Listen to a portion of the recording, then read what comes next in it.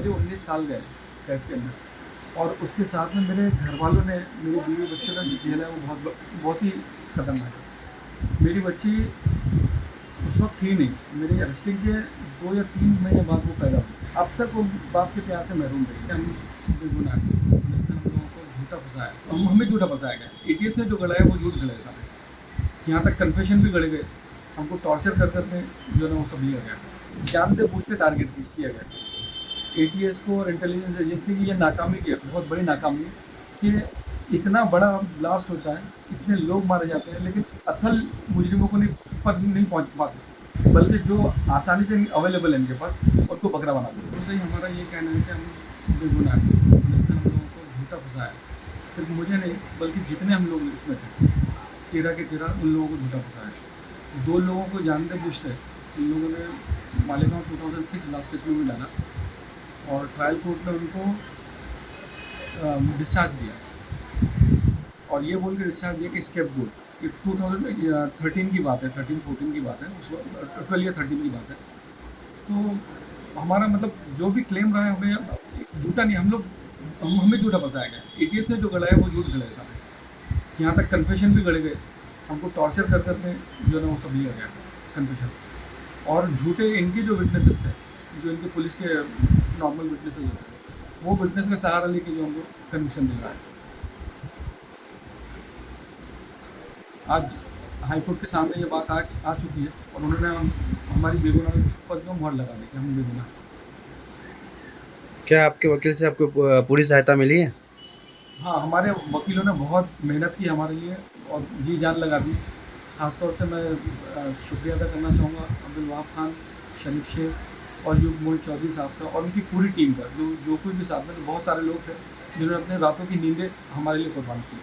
और क्या आपकी फैमिली पर क्या असर गिरा होगा जो ऐसा 19 साल के बाद में जो ऐसा सुना है केस के बारे में? सबसे बड़ी तो ये बात है कि 19 साल मेरी जवानी के गए।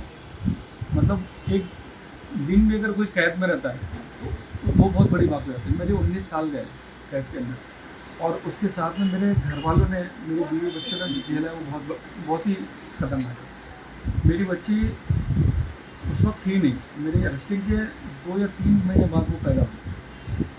अब तक वो बाप के प्यार से महरूम रही। अब जो वो उसको जाके रिलीफ मिला, आज जब उसने सुना कि उसके अब वो डिस्चार्ज था, एक्विटल मिल गया, तो वो बहुत रोई सुन। आपकी ज़िंदगी इस केस से कैसे बदल गई?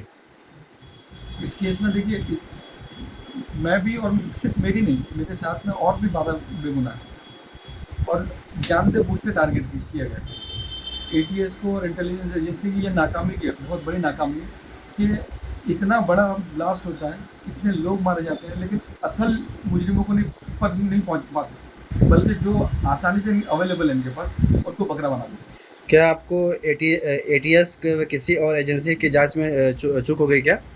बिल्कुल चूक ही गई है। एटीएस की पूरी जो दूसरे लोग हैं, ऑक्टोपस है हैदराबाद, दिल्ली पुलिस है, यूपीएसटीएफ है और इवन इंटेलिजेंस ब्यूरो है, इन सब का ये कहना है कि हम करने वाले नहीं। सेंट्रल गवर्नमेंट ने 10,000 पाकिस्तान को दिया है और उनमें जिन लोगों के नाम बताए कि ये लोग इन्वॉल्व में 7/11 के अंदर, वो लोग हमारी चार्जशीट में ही नहीं है। मतलब उनका भी मानना ही है, सेंट्रल गवर्नमेंट का भी और सेंट्रल गवर्नमेंट एजेंसी का, सेंट्रल एजेंसी का भी, ये पूरा जो है ना वो एकदम अलग स्टोरी है। हम एटीएस ने हमको फंसाया और एक्चुअली जो करने वाले लोग हैं वो दूसरे लोग हैं। क्या आपके खिलाफ सबूत पेश किए थे, क्या वो आपको लगता है वो सबूत सही थे? सारे झूठे गढ़े हुए सबूत हैं और झूठे विटनेसेस को उन्होंने तैयार किया था। एक जो विटनेस ये लेकर आए थे, इसके पीछे मतलब 2-2, 3-3 केसेस के अंदर, 4-4 केसेस के अंदर वो लोग इस्तेमाल हो चुके हैं। आई विटनेसेस का ये हाल है कि बड़े जो केसेस हैं, 2003 लास्ट केस, उसके अंदर भी जो यूज़ किए लोगों ने वो यहाँ पर आके यूज़ किए हमारे केस के अंदर। इसके अलावा भी और बहुत सारे केस रिकवरी के लिए जो पंच विटनेसेस हैं, वो सब इन्होंने अपने रेगुलर पंच विटनेस यूज़ किए ताकि इनकी जो थ्योरी उसको प्रूव कर सकें।